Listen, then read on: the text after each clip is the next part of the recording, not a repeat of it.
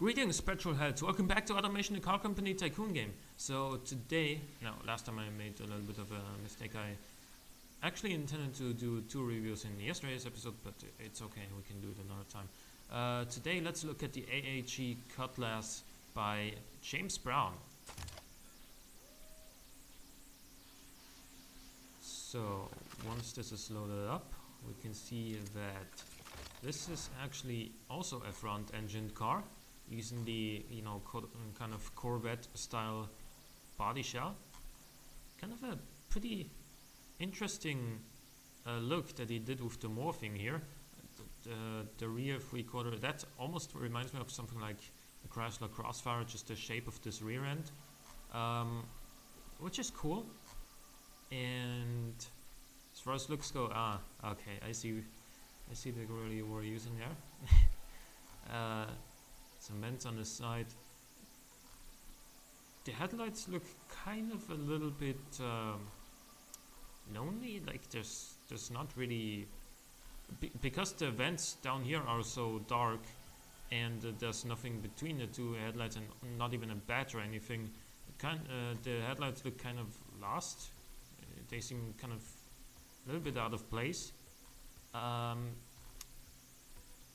As far as rear end designs go, I see what you tried with these vents and the stripes inside them. Again, the lip is intended to go all the way. So, yeah, the bumper and the exhaust arrangement looks pretty nice.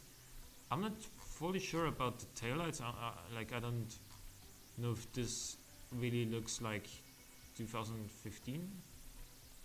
But he did. Oh yeah, he did some custom taillights here. You can see that he used some stripes here. Let's just go back here all the way. Oh, okay, so apparently there's not only different trims, but also some get the wing on the back and some don't. So that in the middle is not an extra fixture, not an extra taillight. Oh, it is. Okay, it's just to make sure it's 100% precise. Revert everything.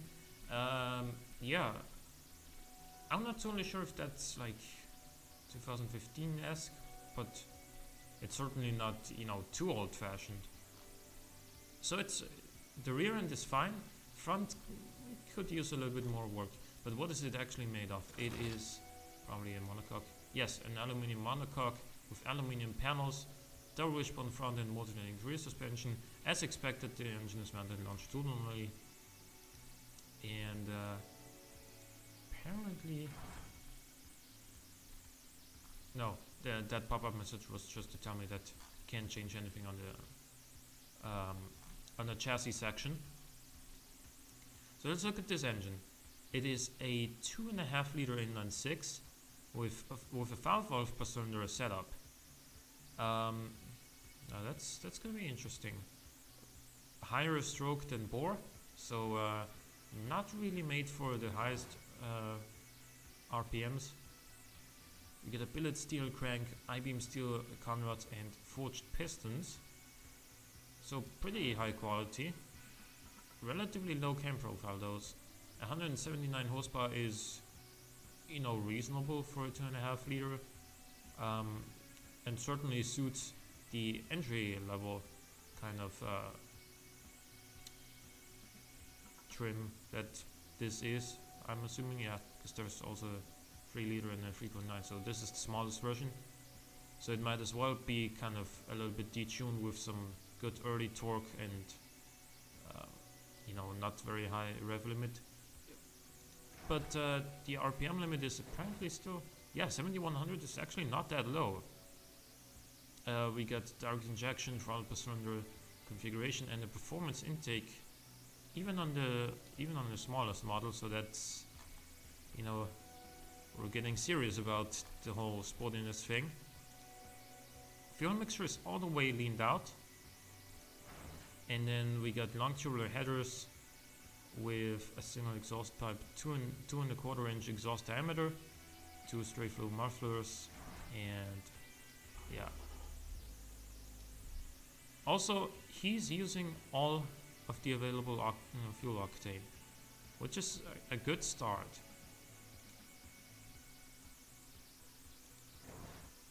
So we get a manual 6-speed. Top speed is geared to just basically whatever it's estimated to do. 50 spacing. Probably could change that a little bit to either, you know, go for better fuel economy or a slightly better acceleration by shortening it a little bit. But that's just nitpicking at this point. It's not, you know, completely off. It's right around where it should be, but could be optimized in either direction.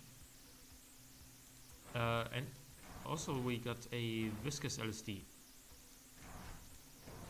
Tires, there we are. Sports tires with 265s on the rear and 235s up front. 20-inch rims, even on the smallest model, is kind of big. But it's not wrong. Like 20-inch rims are certainly gonna make an impact. You know, when you're 18 or 19 and you're looking at this car and go like, whoa, look, it's got 20-inch rims in the base model. I gotta get that car or something like.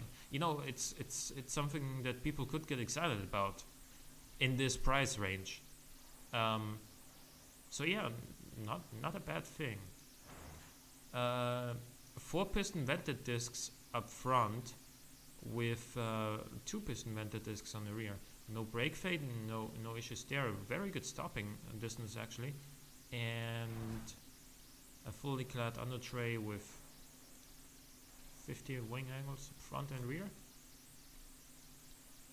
That might use a little bit of optimization because it looks like we're making quite a bit more downforce up front than on the rear. And if we would change that a little bit, so we would decrease this slightly. That would give us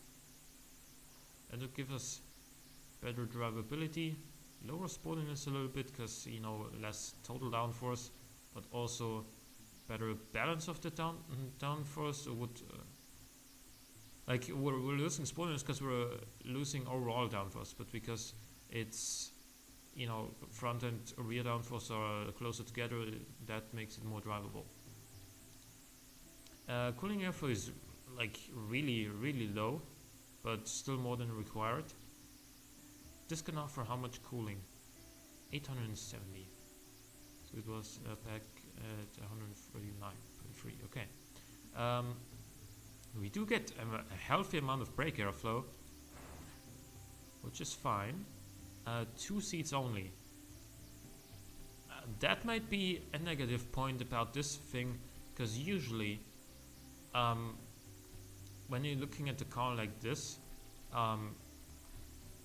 that is in a price range like this and isn't like mid-engined, usually for a front-engine car you would expect there to be 4 seats at least, even in a coupe like this. Now, of course, there are exceptions.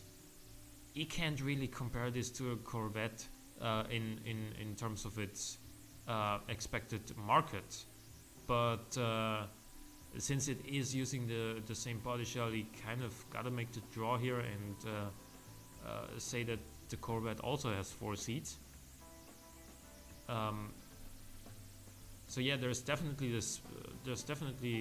No, what am I talking about? Corvette doesn't have 4 seats. Corvette has 2 seats. Excuse me. Don't sue me now. Don't. I apologize. Corvette only has 2 seats, but it's got a huge trunk, so that might be also something that that this car also has. So if there's only gonna be 2 seats, yeah, the trunk on this thing would be really huge. Standard interior, standard infotainment, all driver assist except launch control, standard safety, no surprises there. Standard springs, adaptive dampers, and semi-active sway bars. It's kind of a mid-range choice here. I like he didn't go for semi-active and active here, which would have improved some stats, but it would also cost more. And the tuning is kind of on the normal side, not really particularly sporty. Overall, we got 51.1 drivability, which is good. 52.1 sportiness, which is also really good. Comfort is 32.3, which is nice. Then 25.6 prestige and 47.5 safety. So overall, this looks like a pretty well balanced car. And the weight is 1260.2 kilograms. Economy is good, and emissions are low. So this might actually be one car that you might be able to sell in different markets. It is very competitive in light sport, also in sport budget and fun premium. So that's the kind of market that we were aiming for anyway. So it does very well here. What about the test track? So 0 to 100 is 6.4 seconds in the base model, which is fine, which is, you know, good enough.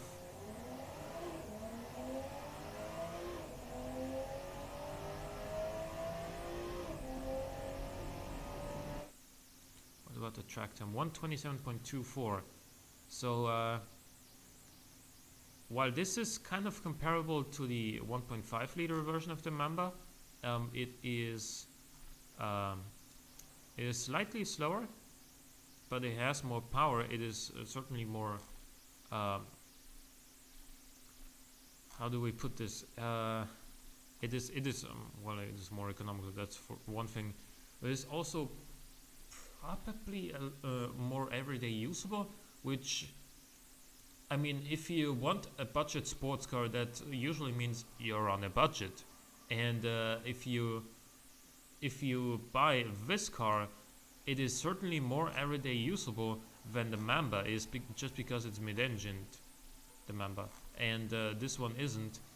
So you're gonna get a big trunk, and you know, on the Mamba you don't. So if you're only gonna have one of the two, this might be a good reason to buy this car, because it is similar in performance, and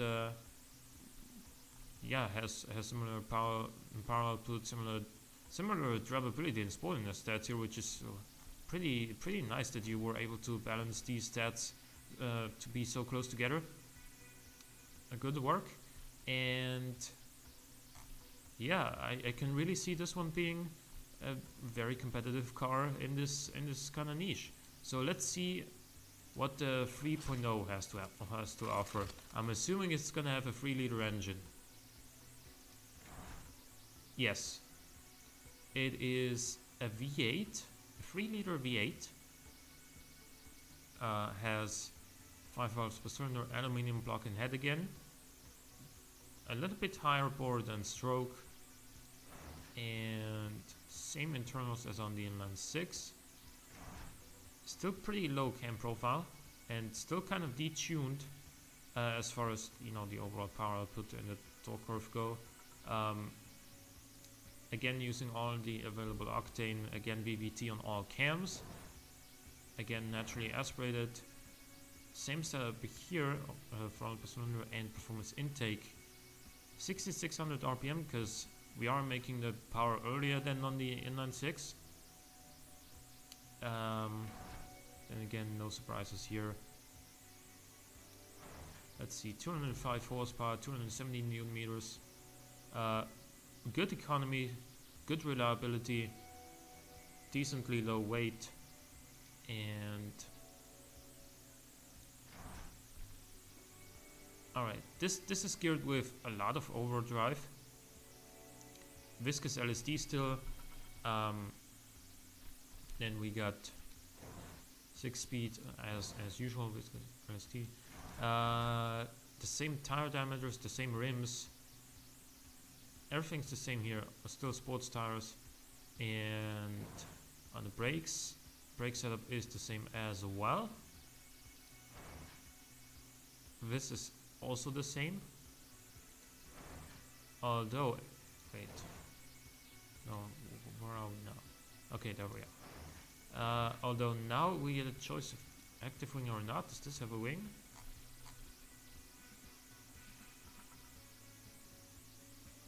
This does not have a wing. Why do we get the choice to select active wing then, if it doesn't have a wing? Weird. Or is that always there whenever you have ellipse on a car or anything? And I just didn't notice it. Oh, sorry for that noise. Good, we got 2 seats to standard interior premium infotainment this time, unlike a Corvette. All driver assists except launch control, standard 10 safety, and then the same suspension setup that as we've seen on the 2.5 liter, only that we now have higher ride height. So overall 54.3 drivability is even higher, which is a rare thing to have, you know, more displacement, more power, but also higher drivability.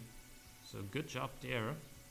Spoiliness is 51.5, so slightly down, probably to do with the torque curve and everything.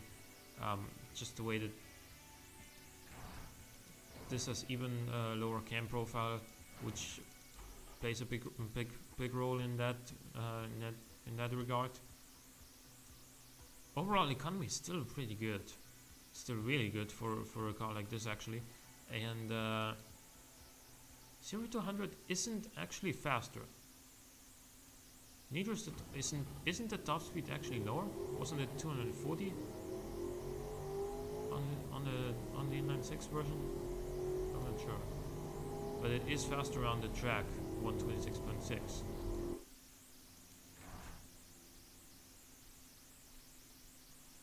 So yeah,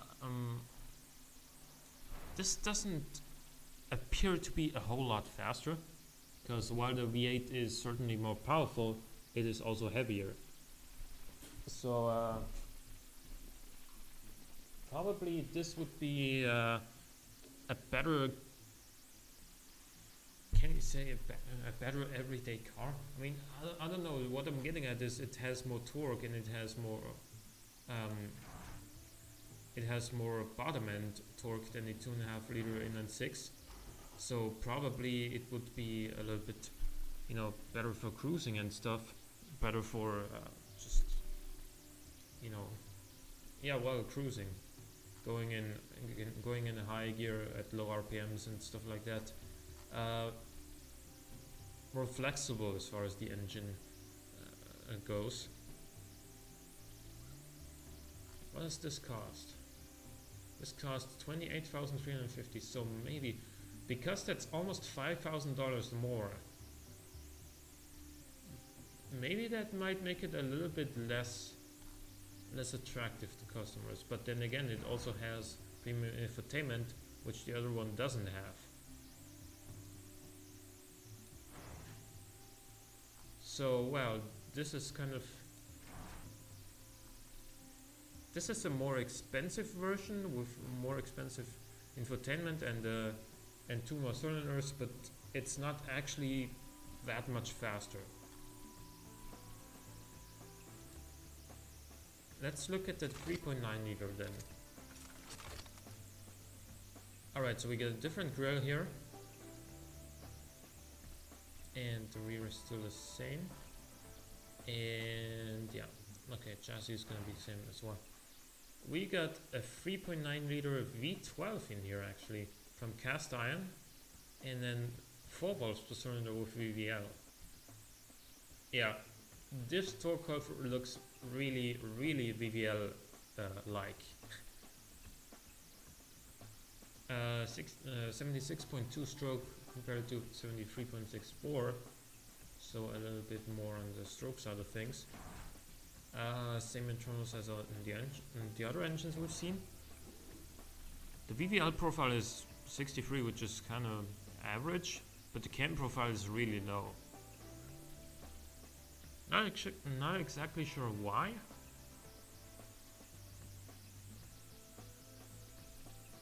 think it would be better with a slightly higher cam profile.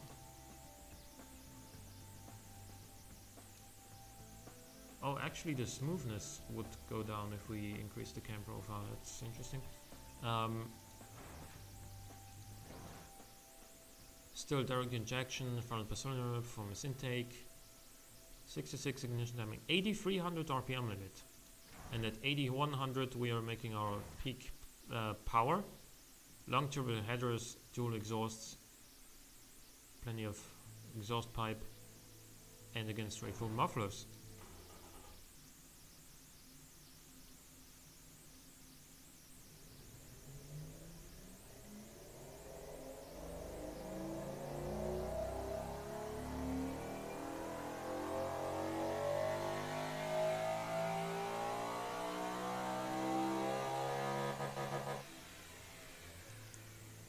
Alrighty then. Let's see what this does to that car. We got a 6-speed double clutch gearbox in here. Top speed is over 300 km an hour, it seems. Gearing might use a little bit of touch, like if I do this. Well, actually the acceleration is going to be slower, but we are going to have otherwise increased stats. So it was at 50. Electric LSD this time. Oh, and it's also all-wheel drive. I didn't realize that. Okay. Sports compound road tires, same diameters, alloy rims still. 6 piston vented discs up front and 4 pistons on the rear. Also increased size front and rear. Fully clad under tray still. Yes, okay. More cooling airflow than is required. Still 50 on the wing angles front and rear. Standard interior, and this one also gets standard infotainment only. Unlike the 3-liter version, which is apparently kind of special in that regard. We get a semi-active 10% active sway bars in this one, with the same suspension setup generally. Let's see, yeah, it does bottom out if we lower the ride height some more. 57.6 drivability is really good. But again, it's also all-wheel drive, so that makes things a little bit easier. 52.3 is sportiness, 40.5 comfort. And the economy is actually really good for a V12 sports car. Weight is a little bit higher than you would expect from an aluminium chassis with aluminium panels and a small displacement engine, or medium displacement engine, and only standard interior and infotainment. But it might help balance the car. You see that the drivability is pretty good, so I expect this thing to be quite good around the track here.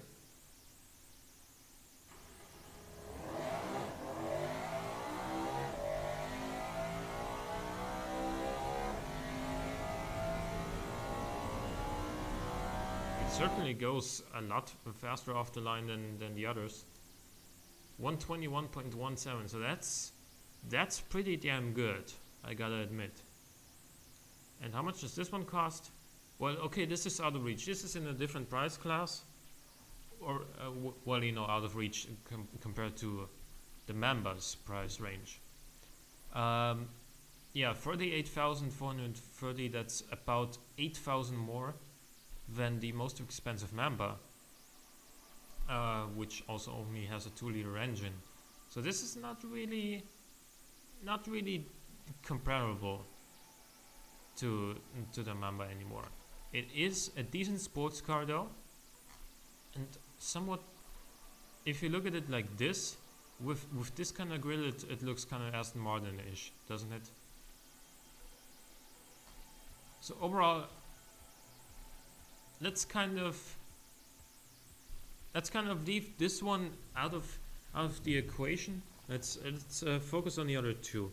The 2.5 and the 3 liter. 3 liter and the 3 liter being a little bit above the set price limit, but the 2.5 liter. What do you think about that one? 240 kilometers an hour top speed, 51 to 52 drivability and sportiness, good economy, decently low weight, and a track time of, I forgot,